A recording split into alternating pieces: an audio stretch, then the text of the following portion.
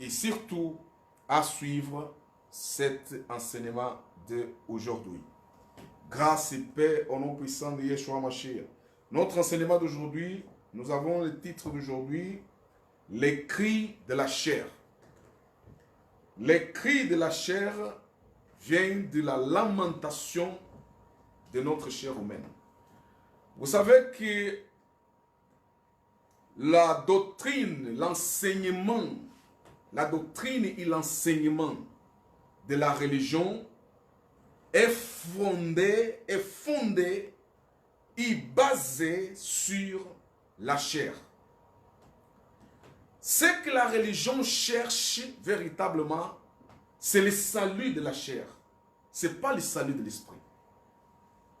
Parce que si la religion, les enseignements que les gens reçoivent de la religion avaient comme l'objectif le salut de l'esprit, alors on ne pouvait pas voir ou entendre certains enseignements qui aujourd'hui sont propagés dans le monde.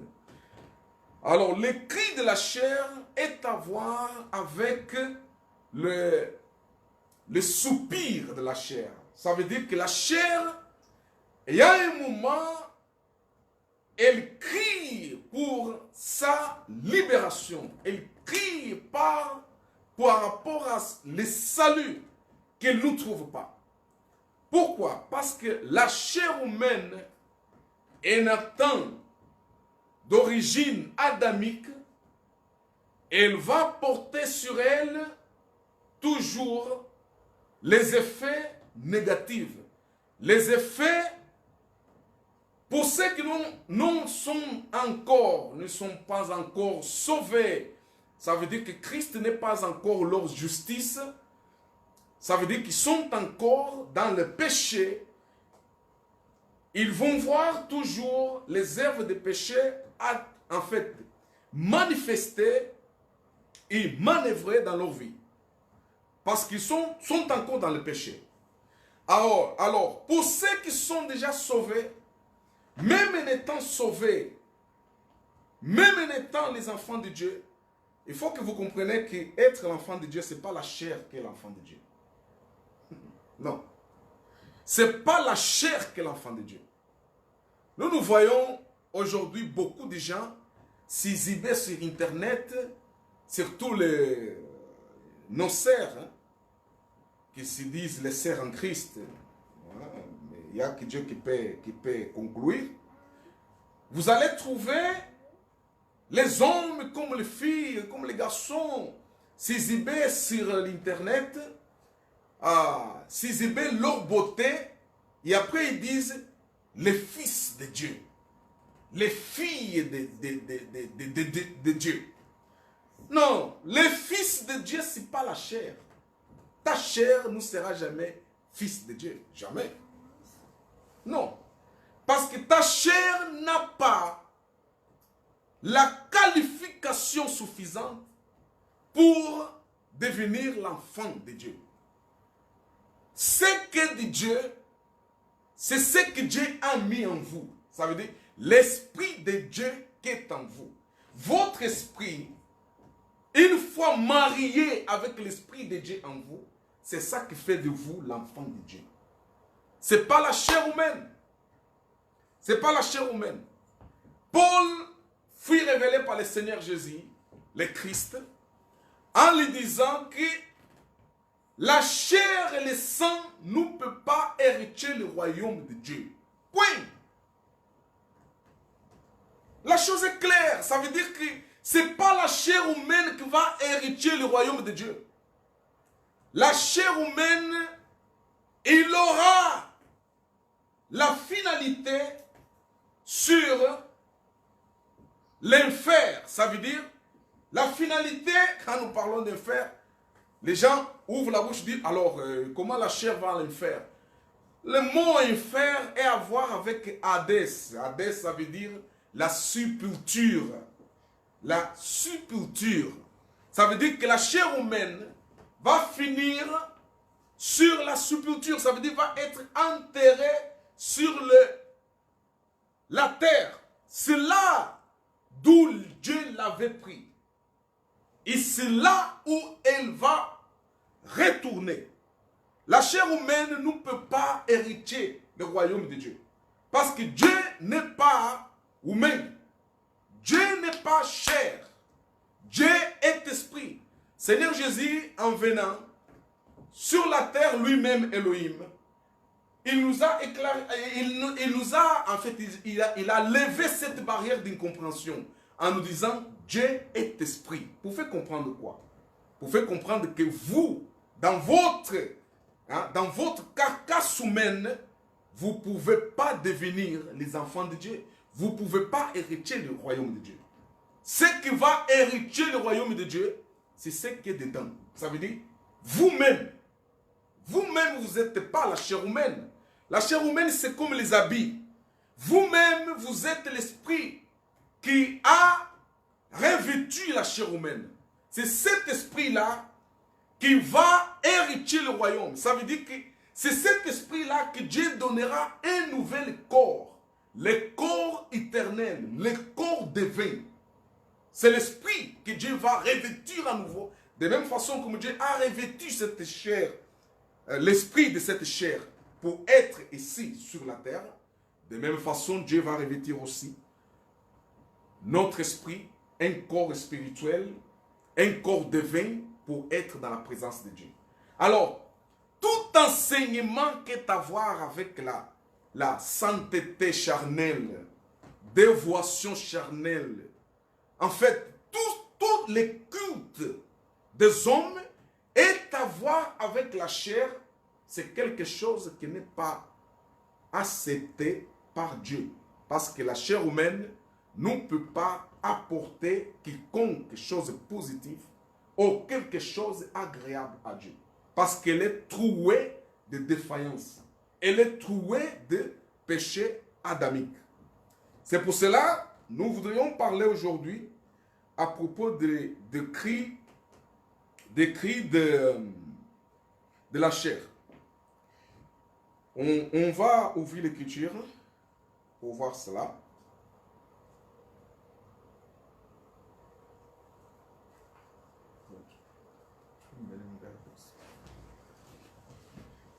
L'écriture,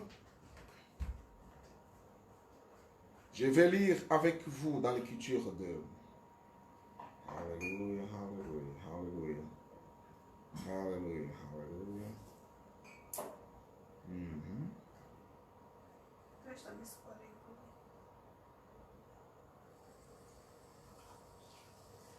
Romains chapitre 7,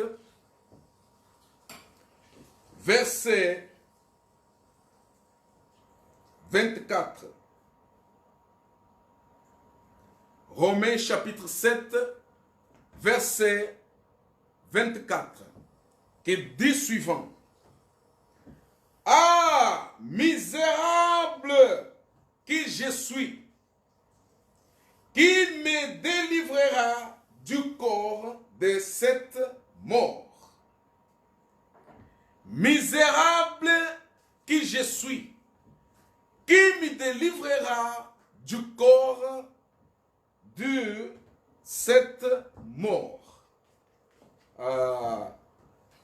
Merci beaucoup. Donne-moi cette...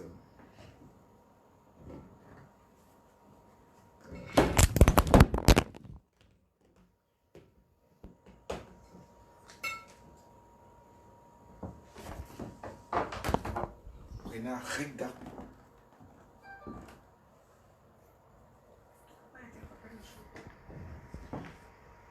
Amen. Avait un petit accident. Mais tout va bien. Alors, on va lire.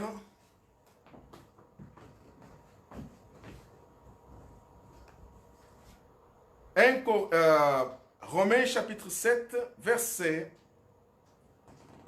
24. On vient de lire à tout à l'heure, mais moi je voudrais lire un petit peu dans l'écriture originale. Excusez-nous, on a eu un petit accident tout à l'heure. Donc, Attention.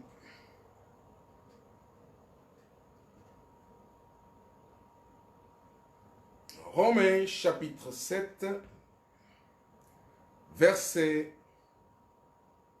alléluia, verset 24. Ici, dans ma Bible du suivant, je vais lire dans l'original, parce que vous allez m'excuser, on est plus habitué avec des Bibles un peu, c'est que vous lisez tout le temps, parce qu'on a beaucoup de hors contexte, beaucoup de choses qui a rien à voir avec le contexte de l'écriture. Nous faisons attention de ne pas interpréter les choses d'une façon erronée, parce que nous savons la responsabilité que nous avons par rapport à cela. Alors, Romains chapitre 7, verset 23, ici dit, verset 24, pardon, ici dit, « Ô homme misérable que je suis, qui me délivrera du corps de cette mort? » L'homme misérable que je suis, qui est en train de lamenter cela, c'est l'apôtre Paul. Apôtre Paul, il commence à décrire la difficulté de la chair à s'adapter aux choses de Dieu. Même avec la loi que Dieu avait mise en place pour aider l'homme adamique à racheter son salut, à racheter la justification, cela était impossible. Pourquoi c'était impossible? Parce que la chair humaine ne va jamais s'adapter aux choses de Dieu. Parce qu'elle est attirée par ses envies à elle. Est-ce que nous comprenons? La chair humaine est attirée à ses envies. Alors, ces envies-là que la chair humaine a, qu'est-ce que c'est? Qu'est-ce que c'est ces envies? Alors, vous allez comprendre pourquoi apôtre Paul va soupirer, va lamenter, va crier par rapport à sa chair qui est liée à des choses qui ne peuvent pas être agréables à Dieu. La chair est liée à des comportements que Dieu ne approuve pas. La chair est liée à des choses que Dieu qui ne respectent pas la loi de Dieu. Vous allez comprendre maintenant pourquoi apôtre Paul a eu cette cri de lamentation. Dans la même écriture de Romains, alléluia. Dans la même écriture de Romains, nous allons, Romains chapitre 2, ok? Romains chapitre 2,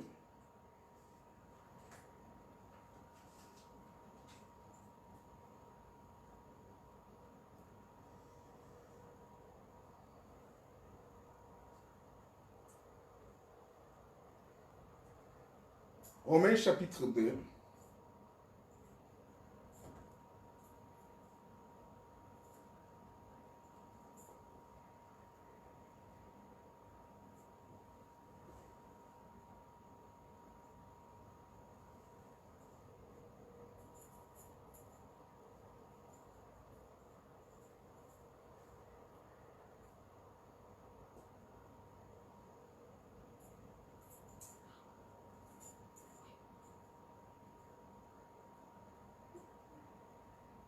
non, pardon, chapitre 3, pas chapitre.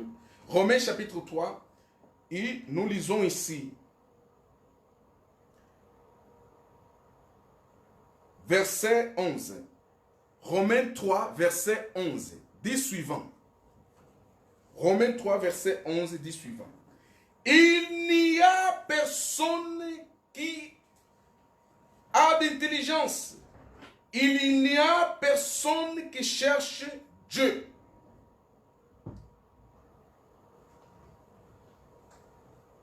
Personne ne cherche Dieu. Verset 10. On monte dans le verset 10. Dit, selon qu'il est écrit, il n'y a point de juste, non pas même un seul. C'est Dieu qui est en train de parler de cela. Il n'y a point de juste. Ça veut dire qu'il n'y a pas de juste. Personne ne peut s'inventer d'être juste. De quelle personne s'agit-il ici? Il s'agit de la personne humaine, de la chair. De la chair. Ça veut dire que la chair est impossible qu'elle devienne juste. Parce que l'Écriture est en train de montrer ici la dépravation de la chair humaine. La chair humaine ne peut pas amener la personne à respecter la loi de Dieu. Ça veut dire s'y intéresser à Dieu. Ça veut dire que toute personne qui est dominée, contrôlée par les envies de la chair, sera impossible que cette personne se dédie à Dieu. Sera impossible. Sera impossible. D'ailleurs, personne, même ceux qui disent qu'ont l'Esprit de Dieu, il y a un moment ou un autre qu'ils vont se trouver dans les débilités. Ça veut dire qu'ils vont se trouver dans les faiblesses. Et c'est là où beaucoup de gens commencent à se poser des questions. Ah là là, si je suis sauvé, pourquoi j'arrive encore à faire cela? Je ne voulais pas faire ça. Mais pourquoi je suis encore attiré à faire cette chose? Oh mon Dieu, qu'est-ce qui se passe? Alors je ne suis pas sauvé. Ah, c'est là où il y a beaucoup de gens d'entre vous qui me suivez, désistent en fait, avoir la foi en Christ. Parce que la religion les a enseigné que pour devenir chrétien ou pour devenir adhérent à Jésus-Christ, la personne doit par lui-même devenir un saint. C'est après avoir la qualité, les habilités de sainteté, c'est là où la personne maintenant va se sentir digne de devenir un croyant ou devenir une personne ou adhérent à Jésus-Christ. C'est ce que vous appelez aujourd'hui devenir chrétien. Est-ce que vous comprenez? La religion a façonné, mais dans l'erreur, beaucoup de gens. On a beaucoup de gens assis chez eux, beaucoup de gens qui n'aiment même pas écouter la parole de Dieu. Pourquoi? Parce que la première réflexe qu'ils viennent, pour que je sois un chrétien, il faut que je sois juste. Mais juste, je ne serai jamais. Parce que ce que je ne vais pas faire, c'est ça que je vais faire. Je vais faire. Des fois, les choses que j'ai fait l'effort de ne pas faire, c'est ça que je vais faire. Alors, me sert à quoi devenir un chrétien? Une fois qu'on sait que pour devenir un chrétien, il faut que la personne soit sainte. C'est là où nous voyons beaucoup de pasteurs enseigner les gens. Oh, il faut avoir la maîtrise de ta chair. Il faut contrôler ta chair. Il faut... Allez, on va gêner. Et beaucoup de gens sont mal enseignés en croyant que quand ils gênent, c'est là où il est saint. Pourquoi? Parce que quand il gêne, il fait le maximum pour se détacher de les envies de la chair. Alors, comme les envies de la chair ont un peu du mal, mais on ne va pas se mentir. Vous savez très bien que même que vous allez jeûner 40 jours, 40 nuits, les envies de la chair seront toujours là. Parce que pendant que la chair est vivante, la chair va vouloir en fait se révéler qu'elle existe. Vous allez voir, vous avez vu dans la vie du Seigneur Jésus-Christ. Jésus-Christ, quand il est parti pour jeûner, la Bible dit que l'Esprit l'a amené pour aller jeûner. Mais après la jeûne, qu'est-ce qu'on a vu? Il a eu la faim. Alors, la faim c'est quoi? C'est la chair qui avait la faim ou l'esprit avait la faim? C'était la chair qui avait la faim. La chair a démontré que je suis là. Vous avez gêné, vous êtes faible, donc il n'y a plus que tu passes dans la tête, mais on ne va pas se mentir. Tu peux gêner 40 jours, 40 nuits. Même les pasteurs qui bondissent sur Internet, oh, on va à la montagne gêner, on va combattre contre la chair. Mes frères, je vous dis que vous allez, la guerre contre la chair, personne ne va le gagner. Personne. Personne. Pendant que tu es sur la terre, personne ne gagnera la guerre contre la chair. Parce que la chair, c'est ça là qu'on vient de lire. Personne est juste. Personne. La chair, elle est dans la dépravation. La seule chose que l'Esprit de Dieu en nous fait, c'est d'essayer de nous maîtriser, essayer de ne nous pas laisser que la chair nous domine totalement. Mais vouloir ou pas, il y a quelque part que la chair aura toujours la suprématie. La suprématie. Vous allez trouver la personne, c'est un exemple, je ouvre une parenthèse pour donner un exemple. Vous allez trouver une personne qui, pour exemple, il est difficile, pour exemple, bon, pour conclure, pour dire suivant, que tu ne vas pas trouver une personne dans cette chair humaine qui n'a pas de défaut. Impossible. Si quelqu'un dans la chair humaine vient te dire que je n'ai pas de défaut, c'est menteur. Il ment contre ce que Dieu a parlé. Même ceux qui aujourd'hui, dimanche, sont en train de louer Dieu, en train de glorifier, même les pasteurs qui sont en train de prêcher la parole de Dieu, pendant qu'il est avec cette chair, elle aura toujours une partie de défaillance. Amen. Pourquoi la partie de défaillance? C'est pour que Dieu puisse le montrer que toi, tu es faible. Tu auras toujours besoin de qui? Besoin de moi. C'est pour que l'homme nous pense que par ses sophismes, par ses habiletés, par ses efforts, il puisse se sanctifier sans la présence et la manifestation de Christ dans sa vie. Alors, la chair, venant d'Adam et Ève, elle apporte sur elle les indices de la faiblesse. Est-ce que nous comprenons? C'est de là où apôtre Paul, quand il a compris cela, il a crié. Il a crié. Ça, c'est une chose. Ici, on a vu que la Bible dit, dans le verset 10, Romains chapitre 3, verset 10, selon qu'est écrit, il y a point de juste.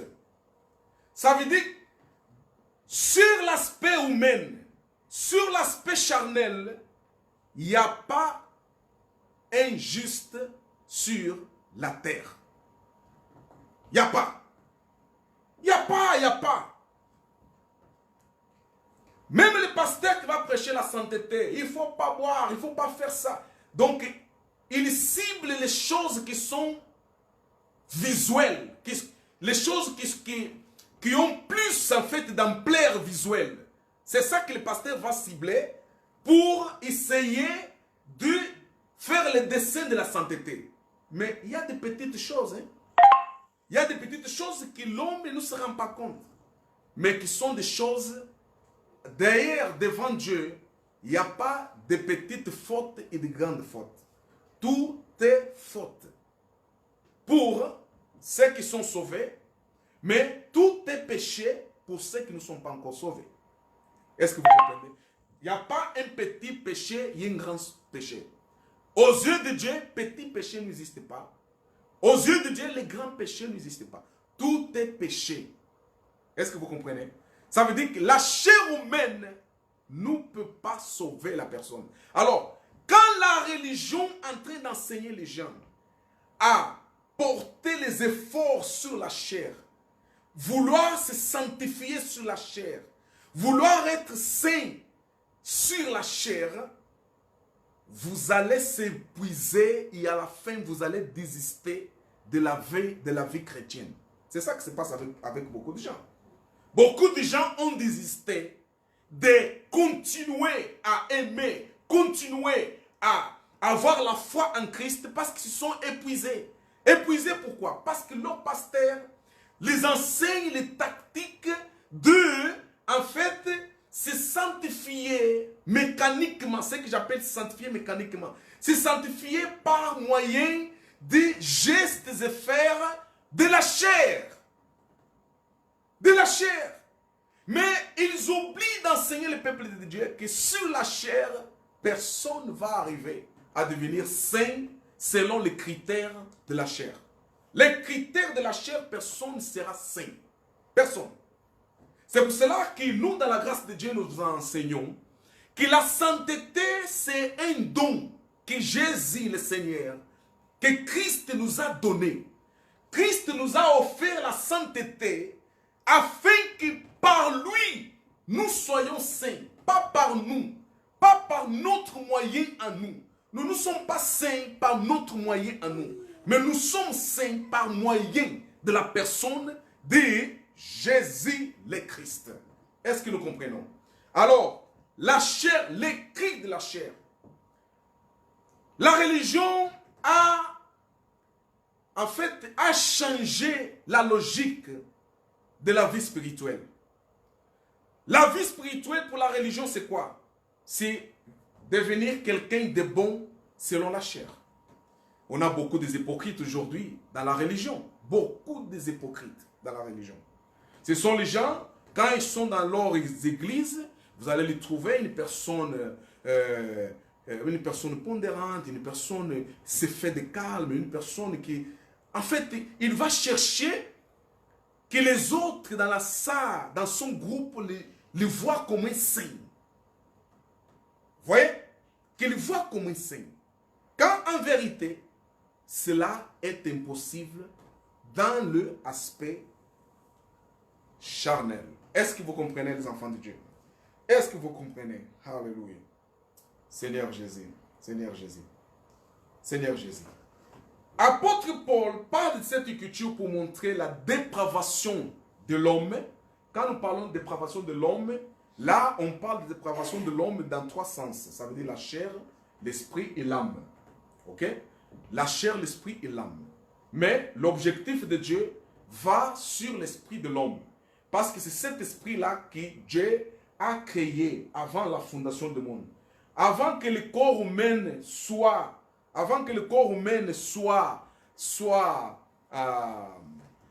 créé par Dieu, même que nous savons que la chair humaine était déjà un projet de Dieu, mais avant que cette chair humaine soit créée par Dieu, Dieu avait d'abord mis en place l'esprit. C'est cet esprit-là que Dieu a besoin. C'est pour cet esprit-là que Dieu s'est fait homme afin de vouloir devenir pour racheter le salut de cet esprit. Est-ce que nous comprenons? Alors, c'est pour cela, il faut que vous compreniez, pour que vous compreniez la dimension de la grâce de Dieu sur votre vie, il faut que vous compreniez, ok, l'état de l'homme sans Christ. Ça veut dire l'homme est dans la dépravation. Alors, la chair, la religion qui a déifié la chair, la religion qui fait tout, qui crée des programmes, en fait, qui invente des choses pour sanctifier la chair, pour que la chair soit correcte. Ça, c'est une fausse façon de voir les choses. Nous allons dans l'écriture de Romains, où on vient là, Romains, chapitre 8. On va se balader un peu, hein, afin que vous compreniez, mes frères, ce qu'on est en train de vous dire ici. Romains, chapitre 8, vous allez voir. Ok. Romains, chapitre 8. Je commence dans le verset, je commence dans le verset 5. Verset 5, Romains chapitre 8, verset 5. Je commence. N'oubliez pas, notre titre d'aujourd'hui c'est les cris de la chair. Ça veut dire que la chair elle est en train de gémir. Il y a le gémissement sur la chair. Ok? Verset 5 dit, car ceux qui sont selon la chair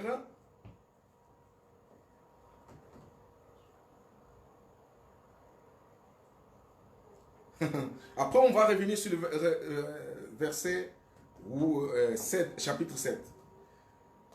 Alors on continue. Car ceux qui sont sur la chair sont affectionnés aux choses de la chair. Ceux qui sont selon la chair humaine, la Bible ici dit qu'ils sont affectionnés aux choses de la chair. Ce n'est pas aux choses de l'esprit. Ça veut dire que pendant que vous êtes sur la chair, dans votre chair humaine, on voit les gens dire, ouais, non, moi je suis un homme spirituel. Déjà quand tu dis un homme, je suis un homme spirituel. Un homme spirituel? Non, l'homme est charnel, ce n'est pas spirituel. Ok? Alors, je suis un homme spirituel. Spirituel pourquoi? Parce que je ne bois pas.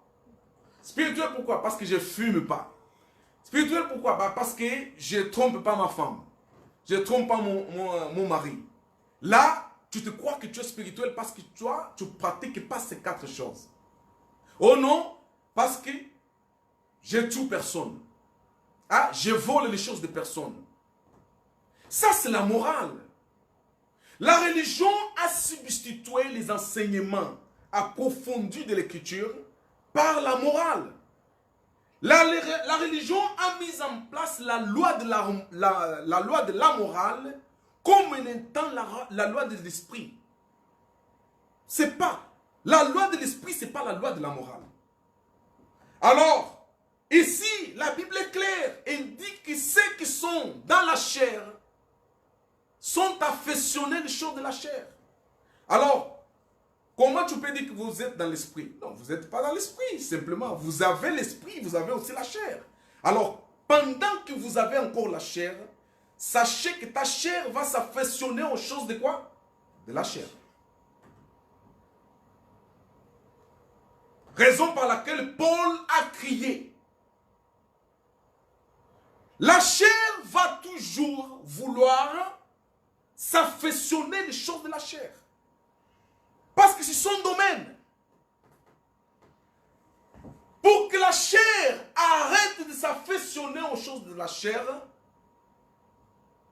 il faut que la chair meure. Et là, vous allez trouver les pasteurs qui enseignent les gens. Il faut faire le maximum pour, en fait, quelque sorte, dire, c'est comme quelqu'un qui dit, il faut tuer la chair. On va tuer la chair afin que nous puissions vivre dans l'esprit. Non. Si tu tues la chair, tu vas être enterré. C'est tout. La chair va arrêter de s'affectionner les choses de la chair le jour qu'elle va fermer les yeux et l'esprit va sortir d'elle. Et elle va être enterrée. C'est ce jour-là que la chair va se détacher les choses de la chair. Est-ce que vous comprenez? C'est ça. C'est là où la chair va arrêter d'agir. C'est là où la chair va arrêter d'agir. Pourquoi? Parce que elle ne vit plus. Mais pendant que vous êtes dans la chair humaine, et l'esprit est en vous, et l'esprit de Dieu aussi en vous, il y aura les combats spirituels. Les combats spirituels, ça veut dire que l'Esprit de Dieu, avec ton esprit, vont combattre les envies de la chair. C'est un combat. Mais ça ne veut pas dire que ce combat, vous allez le vaincre totalement. Non, parce que la chair aura aussi ses occasions où elle va vouloir pratiquer ses envies. Par exemple, envie de manger. Quand tu manges, c'est l'esprit qui mange ou c'est la chair qui mange? C'est la chair qui mange. Alors, ah non, on va gêner pour ne pas manger. En fait, pour discipliner la chair. Pour faire comprendre à la chair que c'est moi qui te contrôle. Alors, je ne vais pas manger. Ok, la chair va obéir. Va dire, ok, tu ne veux pas manger? Ok, on va attendre. Va arriver un moment que tu vas sentir la chair te dire, non, j'ai envie de manger. Ça, c'est bon, j'ai envie de manger. Et là, tu vas faire quoi? Ah, mon jeûne est fini. Et quand tu vas à la table après des prières de jeûne, la table est pleine de choses à manger. Ouais. Tu vas dévorer. Quand tu es en train de dévorer là, c'est l'esprit qui dévore ou c'est la chair? C'est la chair. C'est quoi? C'est l'envie de la chair.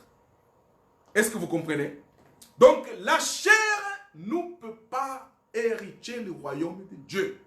En fait, toute la religion, toute la pratique religieuse qui a comme objectif de sanctifier la chair, au objectif de redresser la chair aux choses spirituelles, il y aura des défaillances. Il y aura des défaillances. Raison par laquelle vous allez voir beaucoup, on a beaucoup aujourd'hui, beaucoup de frères qui sont tombés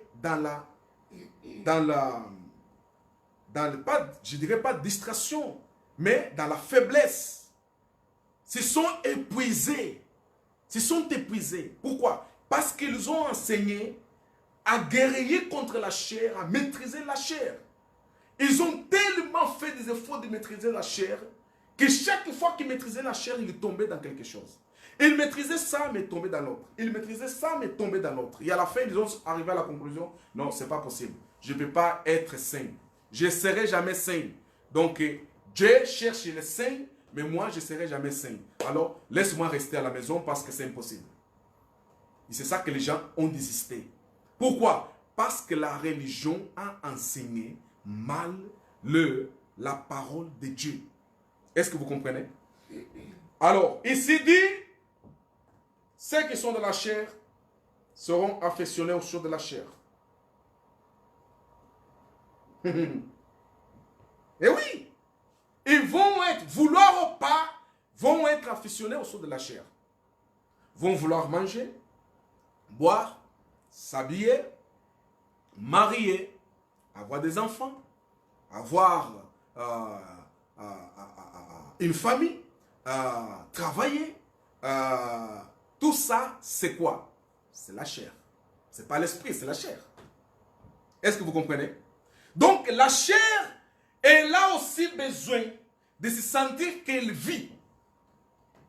Mais, pour ceux qui ont déjà la connaissance de la parole de Christ, ils savent qu'une fois que l'Esprit de Dieu est en moi, qui m'aide à maîtriser ma chair, vouloir ou pas si je tombe dans une quiconque erreur de la chair, parce que je dis l'erreur dans le sens où la personne est sauvée.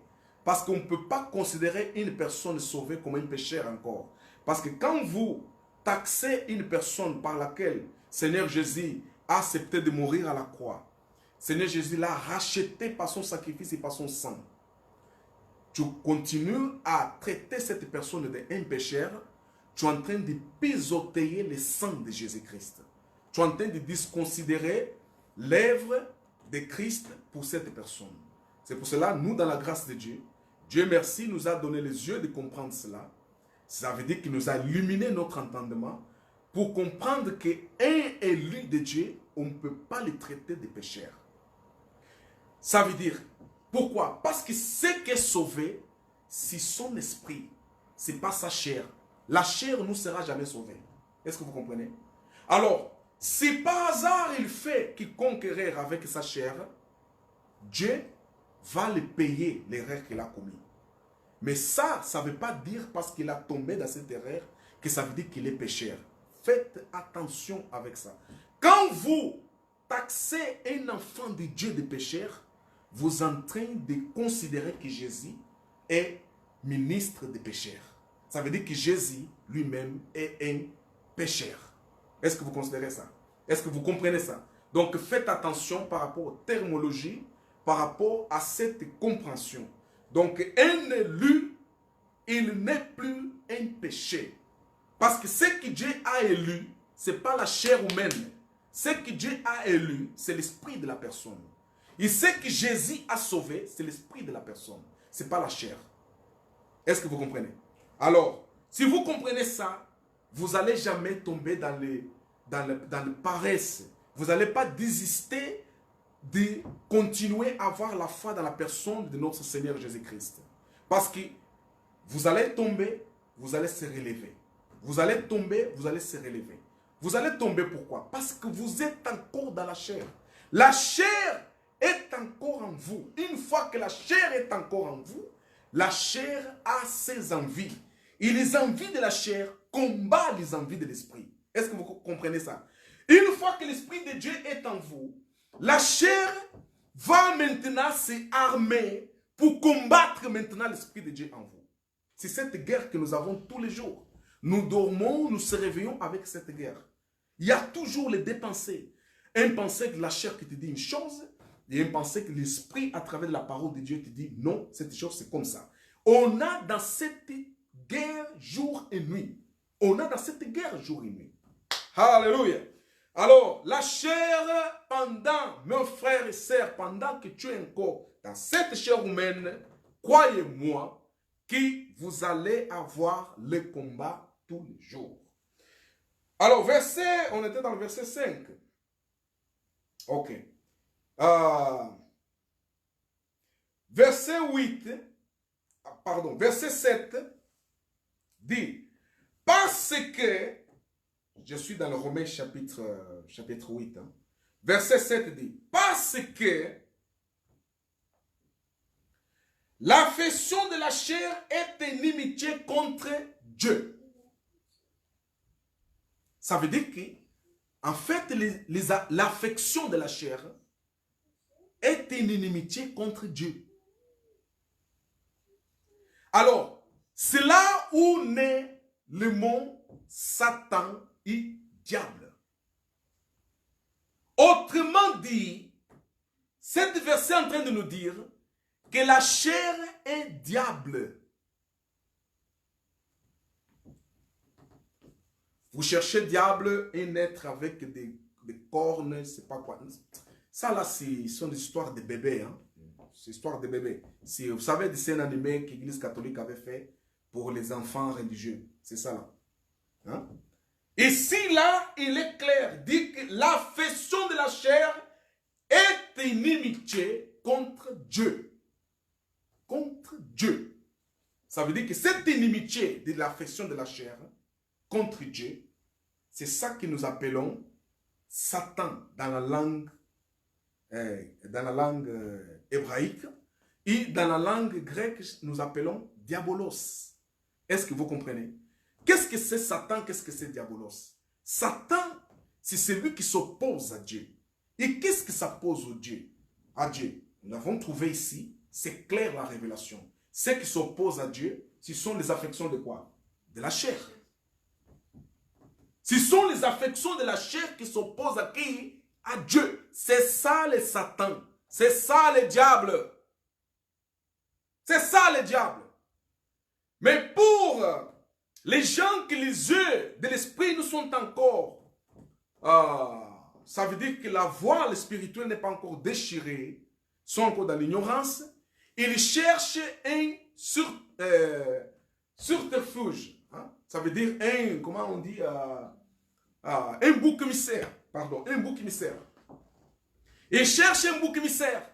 C'est ça que nous avons aujourd'hui dans les églises selon la chair humaine. Je vous dis, la religion c'est charnel. Hein? Les églises aujourd'hui, c'est vraiment la chair 100%. Leur problème est à voir avec la chair. Le problème, ce n'est pas spirituel. Ok?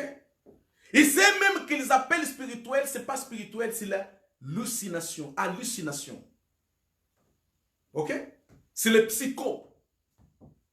Alors, ici est clair que finalement, nous avons dans la chair les envies qui combattent à Dieu, qui sont inimitié contre Dieu. Alors, où vous cherchez Satan dans votre vie? Ah non, pasteur, c'est pas moi, c'est Satan. Oui, c'est Satan. Oui, oui. Quand tu me dis pour les hommes, ah pasteur, moi j'ai fait ça, c'était pas vraiment ma volonté, hein. C'est Satan. Oui, c'est Satan. C'est tes envies charnelles. C'est ça qui s'appelle Satan. Est-ce que vous comprenez? Tes envies charnelles, c'est ça qui s'appelle Satan.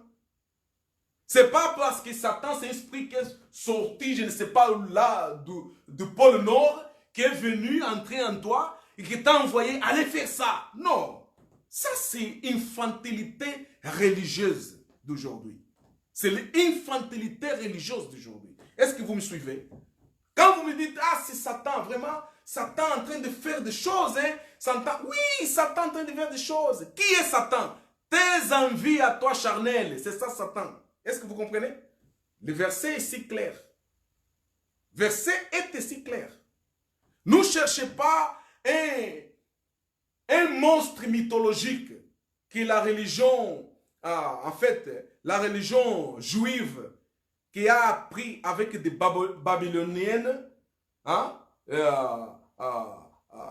à mettre en place l'existence d'un être malin pour justifier Dieu, qui est erroné. Et cela est venu jusqu'à notre temps. Ça veut dire l'église romaine, catholico, a mis en place aussi un soi-disant Satan pour vouloir justifier Dieu. Comme quoi Dieu ne peut pas faire le mal. Mais Dieu lui-même dit que moi, je suis l'auteur du bien et du mal. Alors, est-ce que vous comprenez? Soyez dans la réalité. Vous ne pouvez pas adorer Dieu avec les fantaisies, avec des inventions. Adorer Dieu avec la vérité. Et la vérité est là, crue, nue, mais c'est la vérité. Ok? C'est la vérité. Alors, il dit que l'affection de la chair, c'est ça l'amitié contre Dieu. Pourquoi?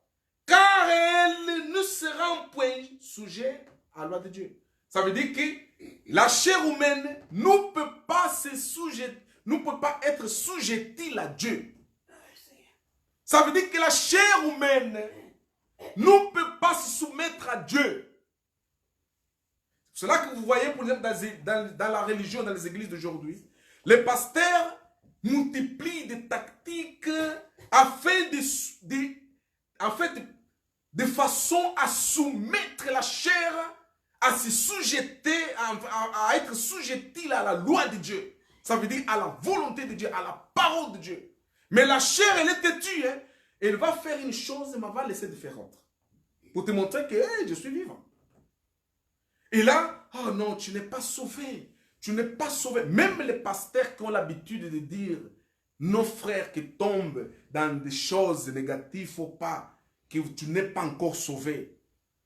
Je vous dis, hein, hier j'ai entendu un homme de Dieu qui est vraiment sincère avec lui. Il a dit, mes frères, vous croyez, parce que moi, je suis pasteur, je prêche la parole de Dieu, ça veut dire que je n'ai pas de défaillance. Mais non. Venez vivre avec moi chez moi. Tu vas voir. Elle a dit, venez vivre avec moi chez moi. Tu verras. Tu vas te scandaliser, tu vas dire non, non, non, non, non, non, non, non, c'est pas l'homme de Dieu. Parce que l'impression que les gens ont de la religion, être saint, il faut être une statuette. Vous voyez? Il faut être une statuette. Ça veut dire, je suis ici chez moi, tu entres chez moi, allez, tu voles les choses chez moi, je te regarde simplement. Allez-y, tu peux amener. Parce que non, parce que je suis saint. Je suis saint. Ok? Tu entres ici chez moi, allez, mets le doigt dans mon œil, je te laisse. Allez, fais comme tu veux. Parce que je suis saint. Non, ça c'est la religion qui a enseigné ce genre de choses. Qui a enseigné ce genre de choses. Ça veut dire quoi? Ça veut dire que la chair humaine n'est pas vraiment désignée à être sauvée. Parce que la finalité de la chair humaine va laisser d'agir les jours qu'il va mourir. C'est là, tout est fini. Alléluia. Alléluia. Vous allez dire, alors, pasteur, et alors, l'histoire là de... qui disent que nous allons monter dans le ciel, notre corps va être transformé. Oui, si cela était vrai, que tu vas monter au ciel, ton corps va être... C'est bien écrit que le corps va être transformé. Pourquoi transformé? C'est pour qu'il ne soit plus la chair humaine, la chair du monde, la chair terrenne. Pour ne pas apporter avec elle, dans les divinités, les envies de quoi? De la chair. Parce que c'est ces envies de la chair qui sont inimitiés contre Dieu. Est-ce que vous comprenez ça? Bon, dans le sens comme vos pasteurs vous interprètent. Mais le salut de la chair, c'est la mort de la chair. Ok? C'est pour cela que Dieu a mis en place la mort. C'est pour que la mort puisse agir tuant la chair. Pour faire la chair laisser d'exister. Parce que si tu entres dans la divinité avec la chair humaine, tu vas pourrir là-bas. Tu vas pourrir. Tu vas pourrir. C'est comme une personne, par exemple, qui dit comme ça. Des fois, c'est bien. Des fois, c'est... Il faut que la personne qui prend cette décision soit elle-même transformée. Par exemple, une personne qui dit, ah ouais, moi je veux, par exemple, personne qui a, par exemple, beaucoup qui me suivent, qui sont, par exemple, en Afrique ou en Asie. Son rêve, c'est venir en Europe. Parce qu'il s'est dit, quand je serai en Europe, je serai différent. Non, tu ne seras pas différent. Tu vas t'habiller différemment. Tu vas manger peut-être différemment. Il n'y a que ça que tu auras. Mais tu seras toujours la même personne. Amen.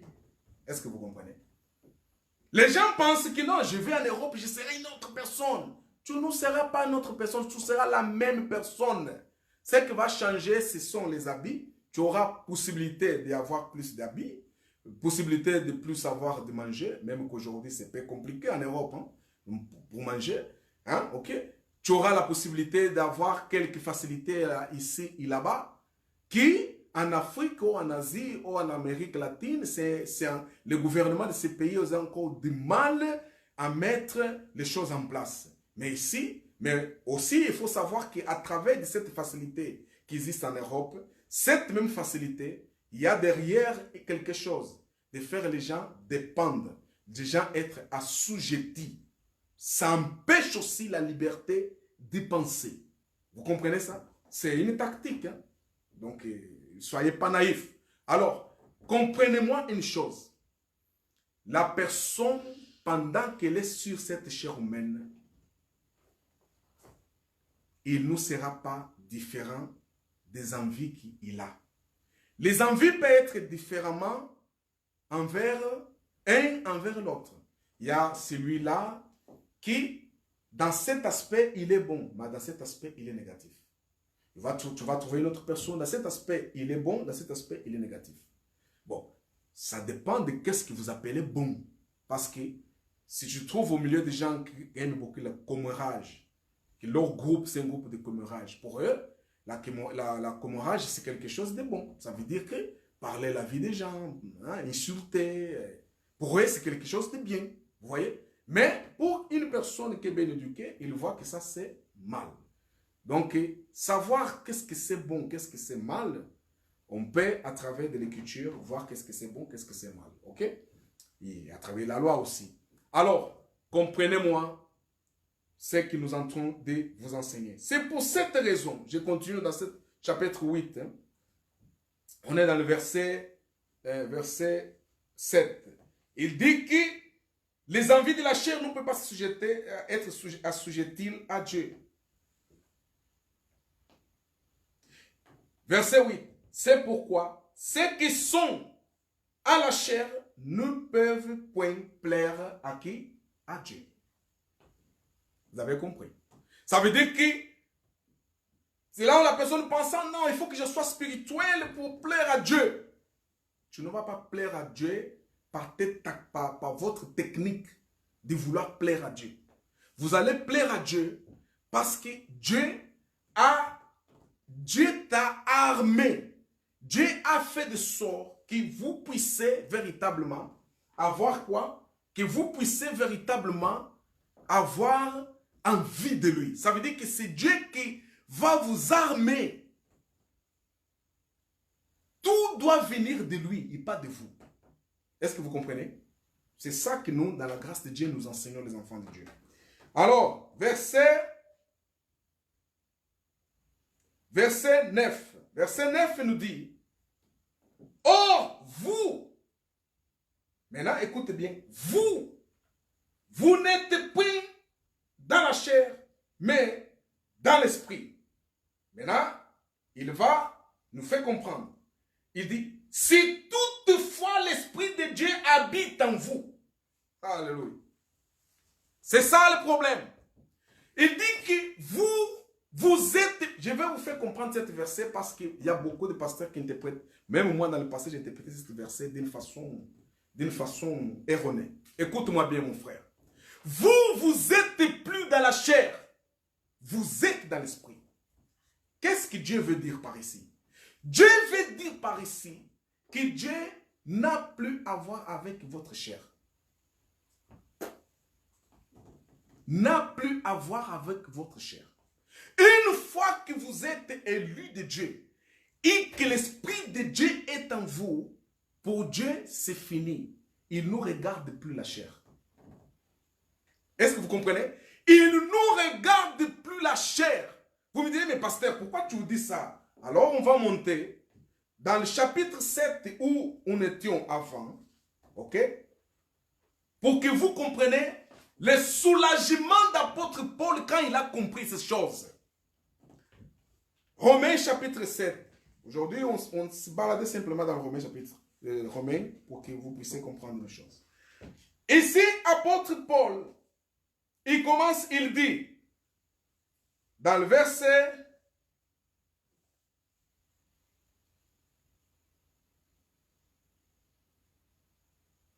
Dans le verset, chapitre 7, je vais commencer dans le verset...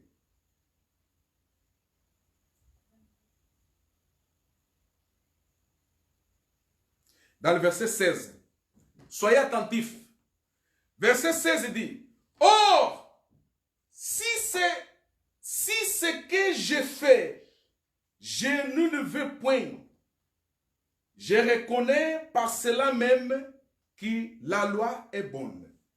Maintenant donc, ce n'est plus moi qui fais cela, mais c'est le péché qui habite en moi. Vous comprenez ça? Apôtre Paul dit que c'est pas moi, c'est qui le moi? Quel moi qu'apôtre Paul est en train de parler? C'est quel moi qu'apôtre Paul est en train de parler? Apôtre Paul est en train de parler de moi de l'esprit. Ça veut dire, moi, l'homme spirituel. Ce n'est pas moi, l'homme spirituel, qui fait ces choses-là erronées. Mais c'est le péché qui est en moi. Quel est le péché qui est en moi? Quel est l'autre moi?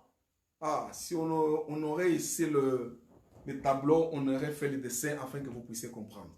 Quel est l'autre moi qui amène avec elle le péché? On a lu dans le début, dans le Romains chapitre 3, verset 10, ça dit quoi? Qu'il n'y a aucune juste. On a lu dans le chapitre 8, en disant quoi? En disant que les envies de la chair sont quoi? Inimitié envers quoi? Envers Dieu. Ça veut dire que quand apôtre Paul dit que ce n'est pas moi, mais c'est le péché qui est en moi, apôtre Paul est en train de dire que c'est pas mon esprit, ça veut dire mon être spirituel qui fait ces choses du mal, mais mon être charnel qui fait ces choses de mal. C'est ça qu'apôtre Paul est en train de parler dans cet verset. Est-ce que vous comprenez? Ça veut dire que la guerre entre l'esprit et la chair est là, bien dessinée. Bien dessiné, il est là.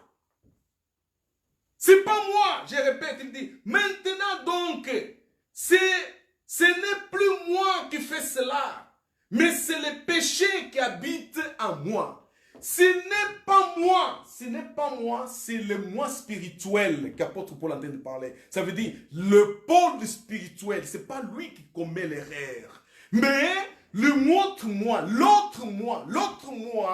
ça veut dire la chair, les envies de la chair. Ce sont elles qui commettent quoi? Le péché. Est-ce que vous avez compris? C'est pour cela qu'on nous a dit au début que la chair humaine, l'évangile qui a comme objectif d'enseigner le salut de la chair, elle est à côté de la plaque. Si vous entendez un pasteur, n'importe quelle personne enseignant la Bible en disant on doit faire tout pour sauver la chair, sanctifier la chair, c'est un évangile à côté de la plaque. Parce que le maître nous avait déjà dit que Dieu est esprit. Alléluia. Alors, il dit ici, verset 16, verset 18, pardon.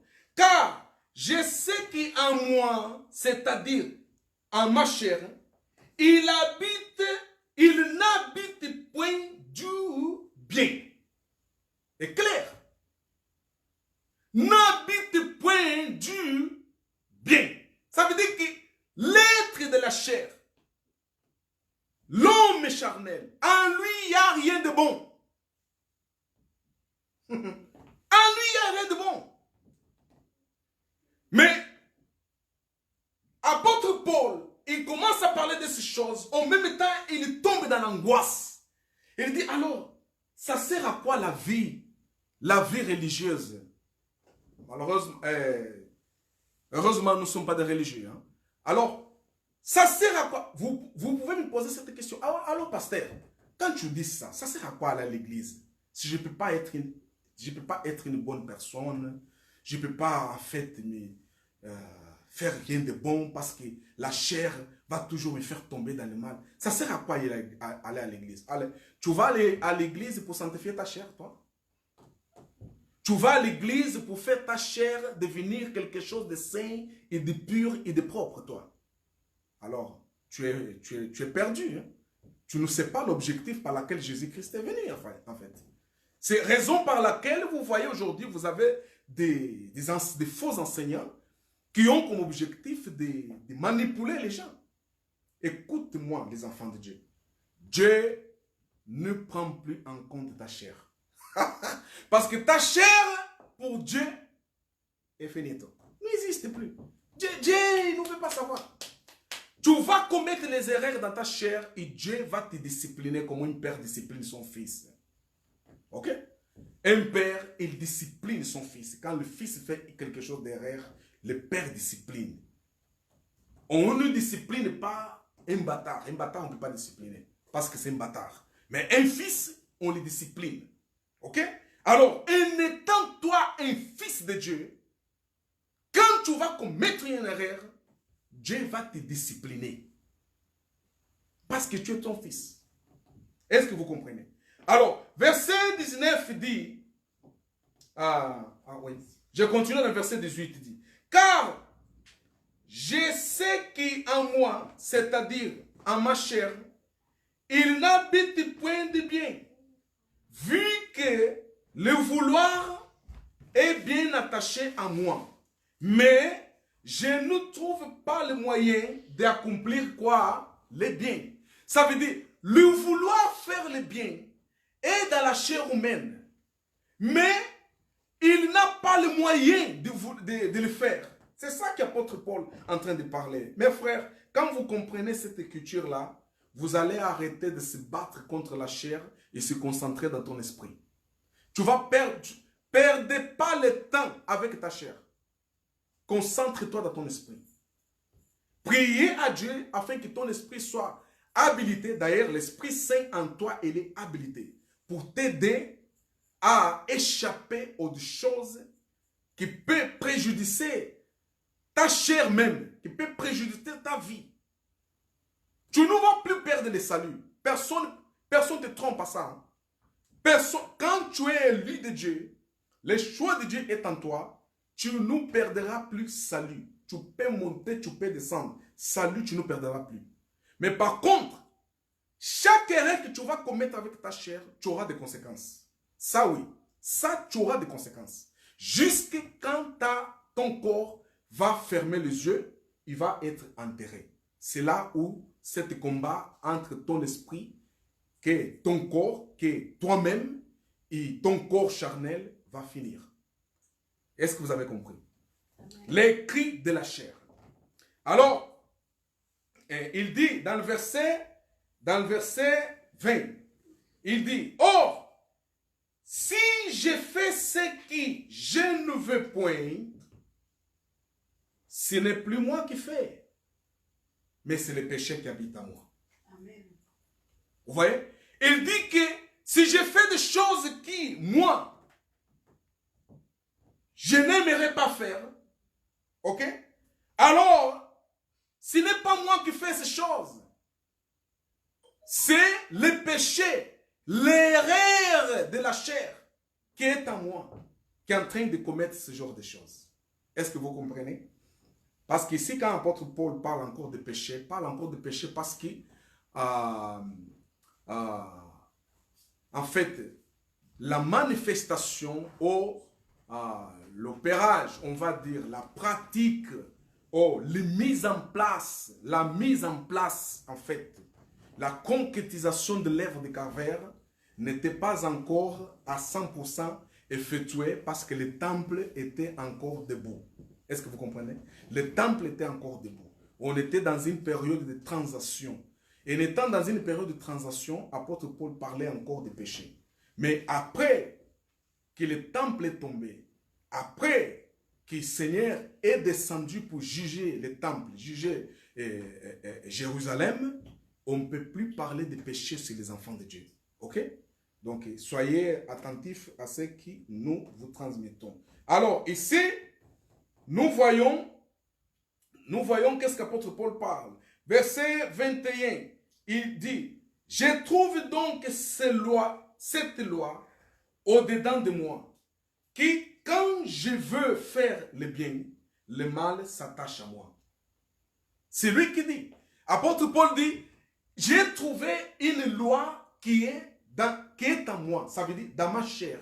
Quand je vais faire le bien, j'arrive pas à faire le bien que j'aimerais faire, mais je tombe à faire le mal. Pourquoi? Parce qu'elle est dans la chair. La chair, elle a rien de bon. On a lu dans le chapitre 8, il nous a dit que la chair ne peut pas se soumettre à Dieu. Ne peut pas se soumettre à Dieu. Alors, toute cette philosophie que la religion a mise en place pour embellir la chair, c'est à côté de la plaque. C'est à côté de la plaque. C'est à côté de la plaque. Et alors il dit, car je prends bien plaisir à la loi de Dieu quant à l'homme intérieur. Vous voyez? Il dit, quant à lui, intérieur, l'homme, son homme intérieur à lui, il a plaisir à la loi de Dieu. Il aime les choses de Dieu. Mais, malheureusement, comme cet homme intérieur a habillé un homme extérieur qui s'appelle la chair, quand il essaye de faire le bien, la chair l'attire au cœur, au mal. Alors, c'est là où il va crier, « Ah, misérable que je suis, qui me délivrera de le corps de cette mort ?» C'est là où il crie maintenant en disant, « Misérable qui je suis. » Quand il a compris tout ça là, il a dit, finalement, il y a un problème. Le problème, c'est ma chair. C'est ma chair qui ne me laisse pas faire la volonté de Dieu. C'est ma chair qui m'amène tout le temps à tomber. C'est ma chair qui essaye de m'éloigner à faire ce que Dieu aimerait que je fasse. Et alors il va crier. Alors c'est ma chair qui se fait ennemi de Dieu. C'est ma chair qui en fait qui est Satan. On a vu ici dans le chapitre 8, vous vous souvenez, hein, que c'est la chair, les envies de la chair sont quoi? Inimitié avec quoi? Avec Dieu. Et on a interprété, on n'a vu pas interpréter, mais on a mis la chose dans son contexte. Ça veut dire que quand il parle que les envies de la chair sont inimitiés contre Dieu, ça veut dire qu'il est en train de montrer que la chair humaine, les envies de la chair humaine, c'est ça que nous appelons quoi? Satan et quoi? Et diable. Satan et diable. Satan, ça c'est en hébreu, qui ça veut dire quoi? Ennemi. C'est lui qui t'affronte. Diable, diabolos, en grec, hein, qui ça veut dire accusateur. Regardez, quand vous lisez tout ça qu'on vient de lire ici, vous avez trouvé des aspects. Un aspect d'accusation, un aspect de quoi? D'inimitié. C'est pour cela qu'autrement nous disons, Satan et diable, c'est la même chose. Satan, ce n'est pas un être qui sort, je ne sais pas où, qui viendra. Non, Satan est dans l'homme. Qu'est-ce que c'est Satan? Les envies de quoi? De la chair. C'est ça le Satan. Alors, ici, il crie, il dit, misérable homme que je suis, qui va me délivrer de cela? Ça veut dire que Paul ici, le cri d'apôtre Paul, c'est le cri de tout être humain. Il y a les gens qui me suivent aujourd'hui, qui ne fréquentent plus l'église, qui ne veulent pas savoir de la parole de Dieu, parce qu'ils étaient au début fidèles. Ils avaient l'enthousiasme, vous savez. Ils étaient là. Mais après quelques années, ils sont tombés dans la faiblesse. Pourquoi? Parce qu'ils ont voulu faire quoi? Enrichir la chair avec de bonnes œuvres. Ils ont voulu enrichir la chair avec de bonnes œuvres. Mais, quand en vérité, ici la Bible dit que c'est impossible. C'est impossible. Malheureusement, ils ont trouvé des pasteurs, les instructeurs de la Bible, qui ne les ont pas fait comprendre cette réalité.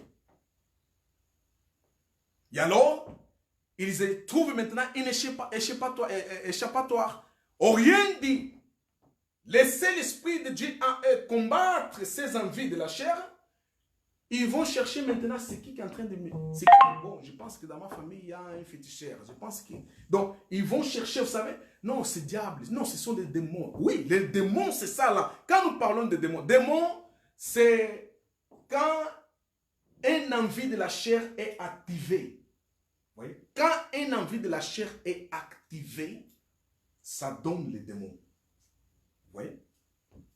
Donc, je continue. Verset 25 dit, maintenant, ici, apôtre Paul va chuter en disant, verset 25, « Je rends grâce à Dieu par Jésus-Christ notre Seigneur.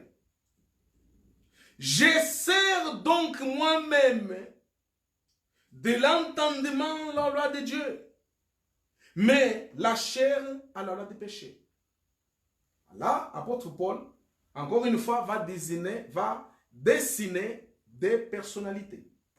L'esprit, il quoi? Il a chair. Ça veut dire que l'esprit va servir la loi de Dieu. Mais la chair, elle va servir quoi? La loi de quoi? De péché. Cet chapitre ne termine pas ici. Hein. C'était une division qui était fait un peu compliquée. Cet chapitre termine dans le chapitre 8, verset 4. Chapitre 8. Maintenant, chapitre 8, Romains chapitre 8. Verset 1 dit, en fait, on continue ce qu'apôtre Paul a commencé dans le chapitre 7. Verset 8, chapitre 8, verset 1 dit, il n'y a donc maintenant aucune condamnation pour ceux qui sont en Jésus-Christ. Lorsqu'ils ne marchent point selon la chair, mais selon quoi? L'esprit. Alléluia. Vous avez compris maintenant. Vous avez compris. Ça veut dire que maintenant, il ne faut pas que vous soyez distrait avec la chair. Parce que la chair, elle a tendance de vouloir occuper tous les terrains. Vous voyez? Quand la chair occupe tous les terrains, tu penses qu'automatiquement, tu es quoi? Perdu. C'est ça qui se passe avec beaucoup de gens qui sont dans la religion. Quand leur chair, peut-être, l'amène dans une faiblesse quiconque, il tombe dans une faiblesse. Il essaie de faire le bien, mais il n'arrive pas. Il fait le mal. Il fait quelque chose de bien. Après demain, il fait le mal. Il dit, oh là là, ça m'épuise. Ah là, être religieux, c'est compliqué. Non, non, non. Ça va la peine de rester chez moi parce que je ne serai jamais saint. C'est impossible, je ne serai jamais saint. Et Dieu est en train de chercher les saints. C'est ça que le pasteur est en train d'enseigner mal. En disant que Dieu cherche les saints. Dieu ne cherche pas les saints.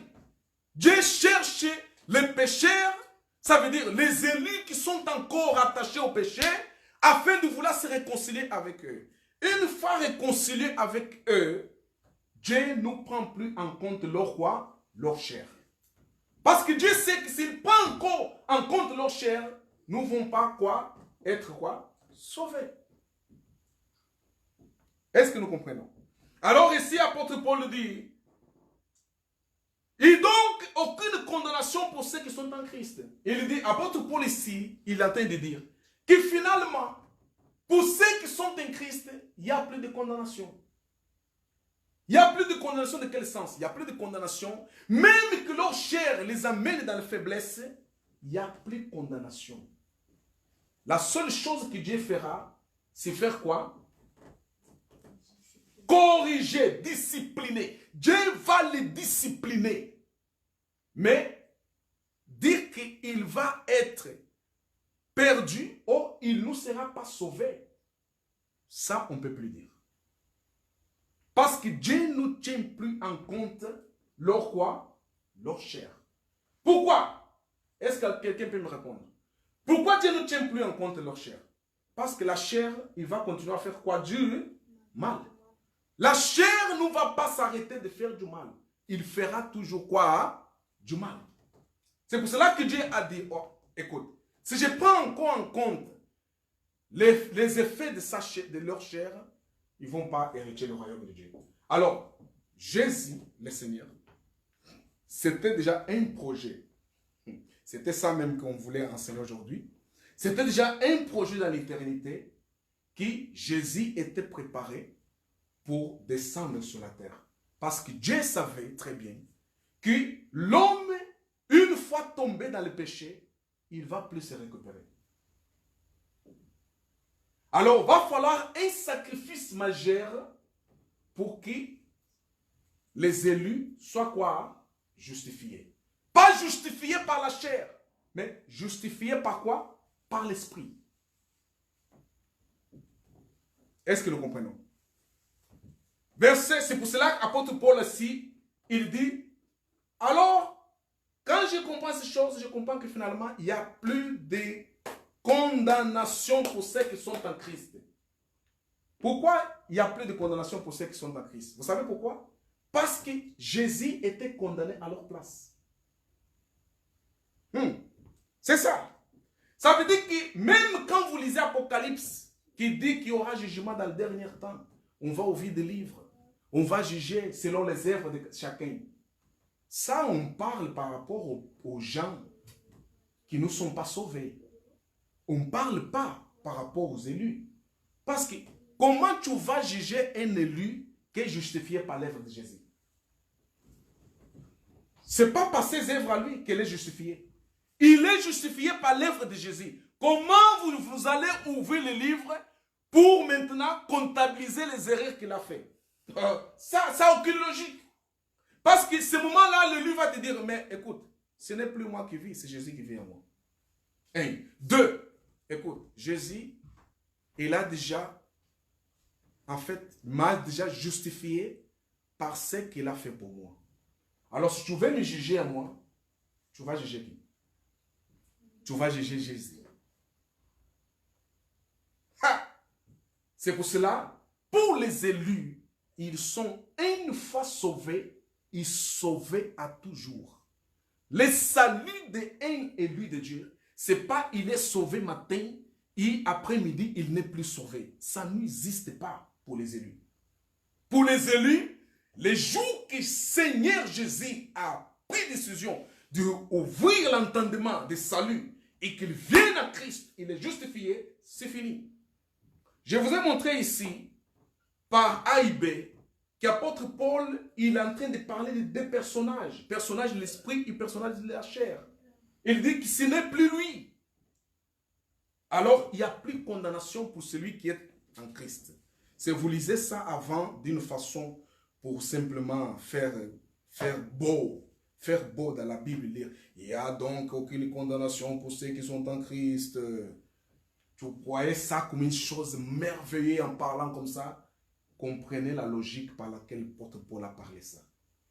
Ça veut dire que Dieu ne prend plus en compte la chair d'élu.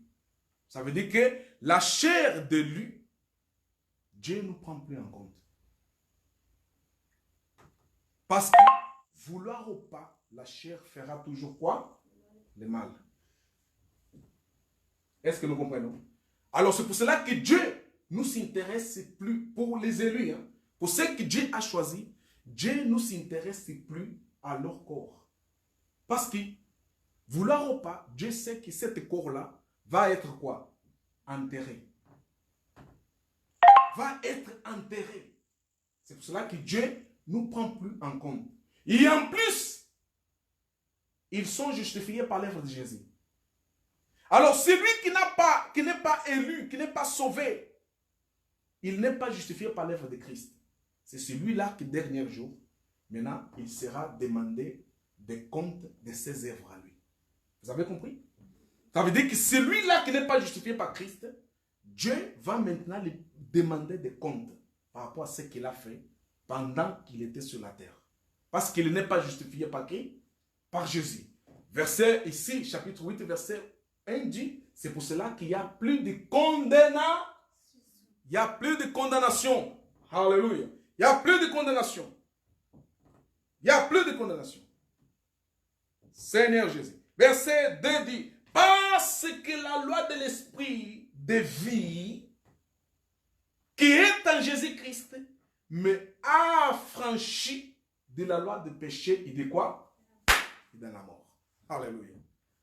C'est ça, c'est ça. Nous sommes là. Nous, les élus de Dieu, sommes dans cet verset-là. La loi de l'esprit de la vie. Cet esprit de la vie, c'est ça que nous avons aujourd'hui. Cet esprit de la vie, c'est ça que quand un élu naît sur la terre, il naît déjà avec cet esprit de la vie. Et c'est cet esprit de la vie qu'il a tiré envers Jésus-Christ. Il est justifié. Ok?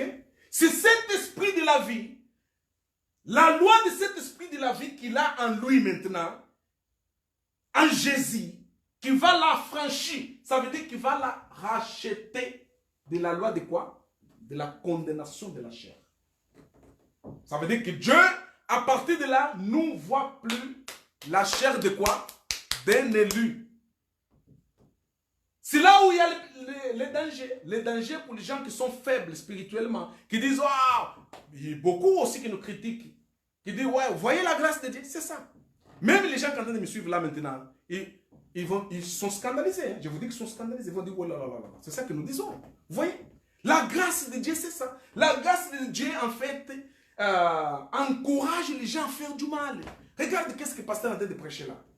Que Dieu ne prend plus en compte notre chair humaine. Alors on peut aller à gauche, à droite et faire ce qu'on veut. On peut faire ce qu'on veut. Non. Et là vient la réponse du Seigneur. Et là vient la réponse du Seigneur. Pour terminer, mes frères, vous voyez lire ça. Dieu est merveilleux. Dieu est merveilleux. Dieu est merveilleux. Alléluia. Seigneur, ton nom soit béni, Seigneur Jésus. Seigneur, ton nom soit béni.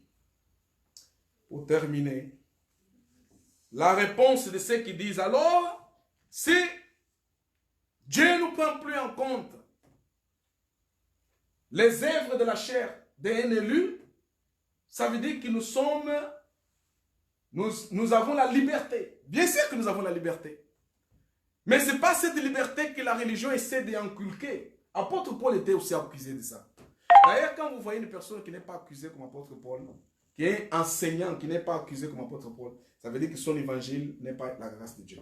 Alors, ils ont accusé apôtre Paul en disant, il enseigne la légèreté aux gens. Il enseigne les gens qui peuvent commettre des péchés. C'est ça que les gens, la personne qui m'a suivi aujourd'hui là, ou qui va me suivre plus tard là, il va dire la même chose. Il va dire, vous voyez, Docteur Clayson est en train d'enseigner les gens à la légèreté. Il est en train d'enseigner les gens car finalement, il ne faut pas se préoccuper avec la chair. On peut faire ce qu'on veut parce qu'on est déjà sauvé. Pourquoi? Parce que dans leurs églises, il prêche quoi? Il prêche que tu vas être sauvé par rapport à ce que toi tu fais. Est-ce que vous comprenez? C'est ça qu'ils enseignent dans nos églises. Ils enseignent dans nos églises que la personne est sauvée par rapport à ce que lui, il fait. Si tu fais mal, tu n'es pas sauvé. Si tu fais le bien, tu es sauvé. C'est ça leur enseignement. C'est au contraire aux Écritures. On a lu ici Romains, chapitre 7, chapitre 8, qui est clair là-dessus. Il n'y a qu'une personne qui a encore le voile sur les yeux, et sur son esprit, qui ne peut pas comprendre ça. Alors, 1 Corinthiens chapitre 15.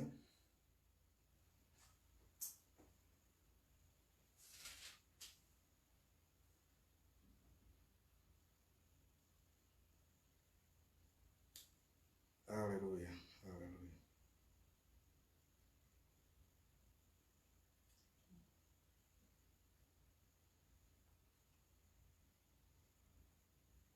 Chapitre 15.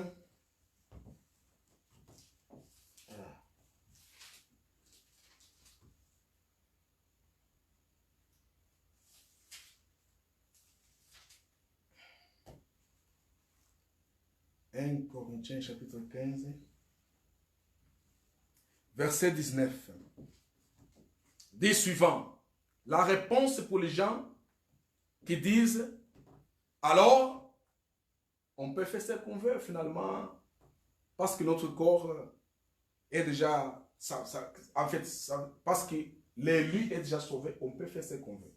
La réponse, chapitre 9 dit, si nous n'avons l'espérance en Christ qui pour cette vie seulement, nous sommes les plus misérables de tous les hommes.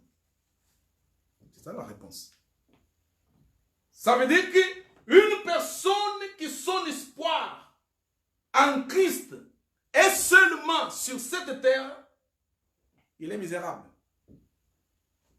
Qui est la personne qui a l'espoir sur cette terre? C'est la personne qui a l'espoir sur sa chair humaine. Ok? Qu'il pense que sa chair humaine va lui dar la qualification pour hériter le royaume de Dieu. C'est un misérable. C'est un misérable. Parce que c'est clair, on vient de lire, c'est clair, que la chair humaine ne peut pas faire la volonté de qui? De Dieu. Ne peut pas faire. Aucune cas la chair humaine fera la volonté de Dieu. C'est pour cela que pour les élus, Paul dit, il n'y a plus aucune condamnation. Parce qu'ils sont justifiés en Christ. Et Dieu a décidé de ne plus prendre en compte leur chair. Ce qui les intéresse maintenant devant Dieu, c'est leur esprit. Et plus la chair. Parce que Dieu sait que la chair, pendant qu'elle est vivante, il va toujours commettre de quoi? Des erreurs. Alléluia. Je termine par ici. Je termine par ici.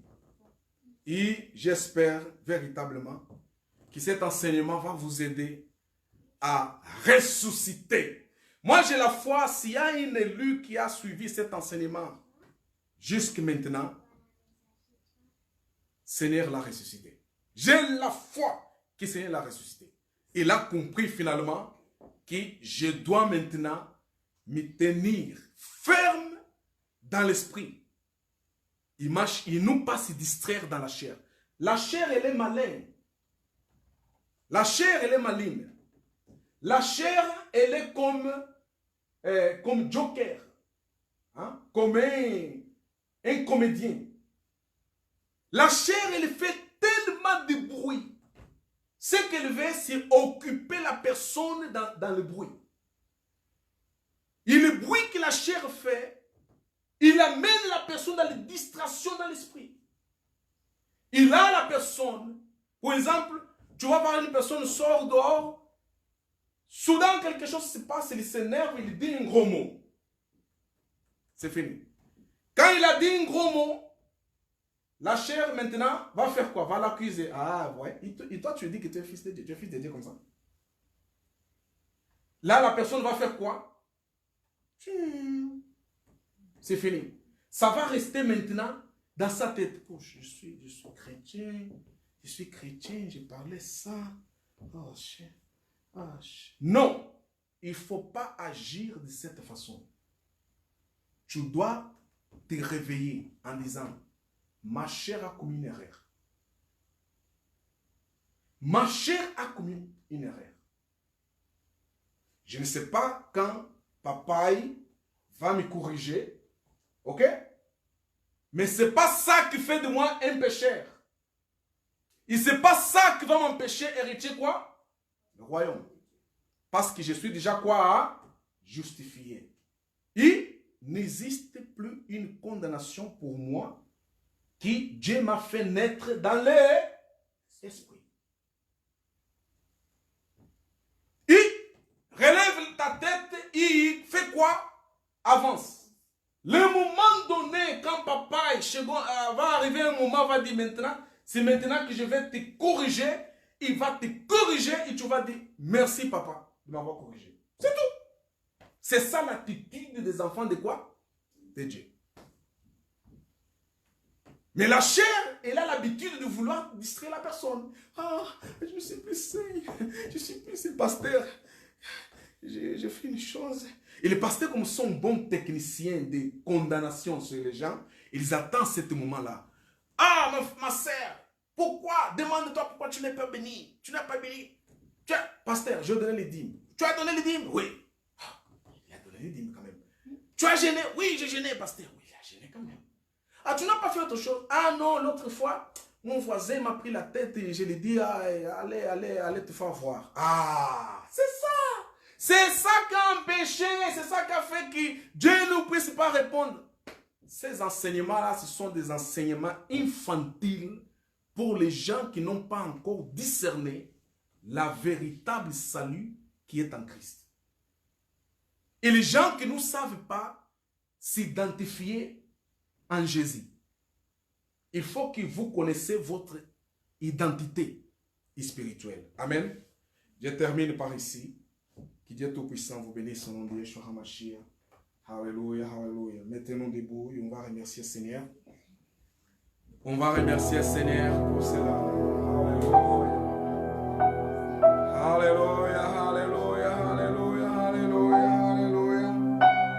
Alléluia, alléluia, alléluia, alléluia. Alléluia, alléluia, alléluia.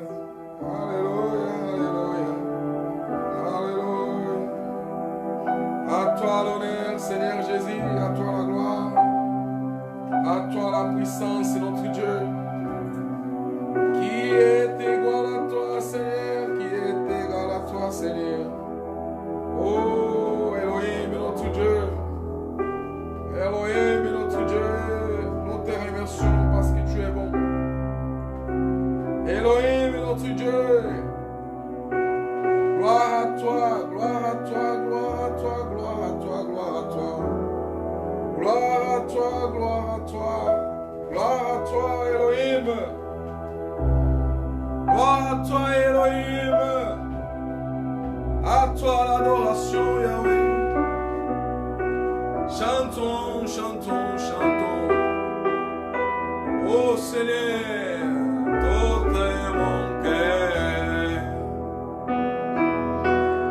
Alléluia. Tout est mon âme. Je vais t'adorer de toute ma force. Car tu es mon Dieu. Tu es mon Dieu, tu es mon Dieu. Tu es mon Dieu. Alléluia, alléluia. Alléluia, alléluia, alléluia. Merci Seigneur Jésus, merci Seigneur Jésus. Père Tout-Puissant, nous te rendons grâce parce que tu es bon. Tout-Puissant notre Dieu, nous te remercions de nous avoir donné cette opportunité, Yahweh. Cette opportunité, Seigneur, de t'adorer, de t'exalter. Cette opportunité, Seigneur, d'être dans ta présence, Yahweh. reçois la gloire.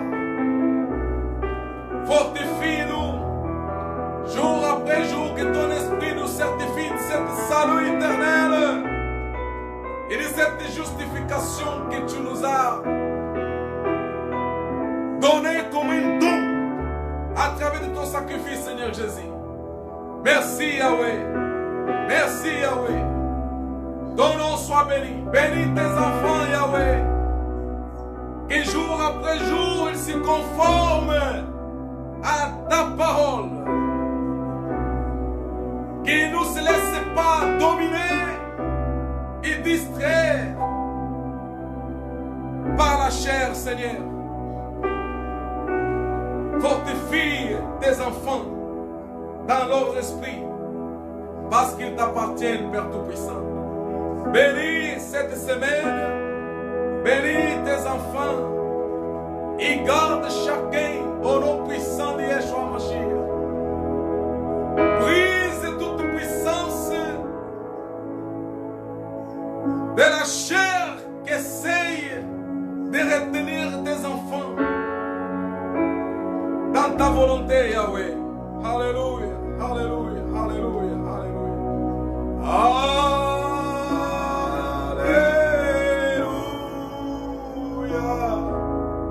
Alléluia, alléluia, alléluia.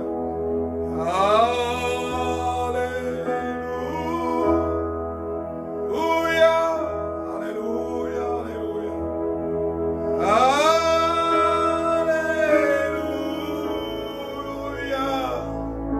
Alléluia, alléluia.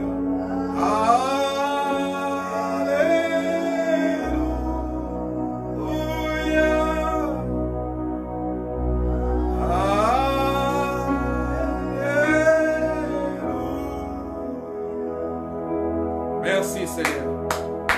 Que le Seigneur soit béni, soit glorifié, soit exalté. Gloire à toi Seigneur. À la prochaine dimanche. Évitez les gens, partagez les vidéos. Soyez attentifs aux enseignements. Si vous avez une doute, si vous avez quiconque doute, envoie-nous vos messages. Nous sommes là pour vous répondre. Soyez alimentés dans cet évangile de la grâce de Dieu, qui est une bonheur de l'Éternel, de Adonai pour vous. Que le Seigneur vous bénisse. Dimanche prochain à 11h, heure de Paris. Et n'oubliez pas, vendredi aussi à partir de 21h, heure de Paris, on sera en direct au nom de Yeshua Mashiach. Que le Seigneur vous bénisse. À la prochaine.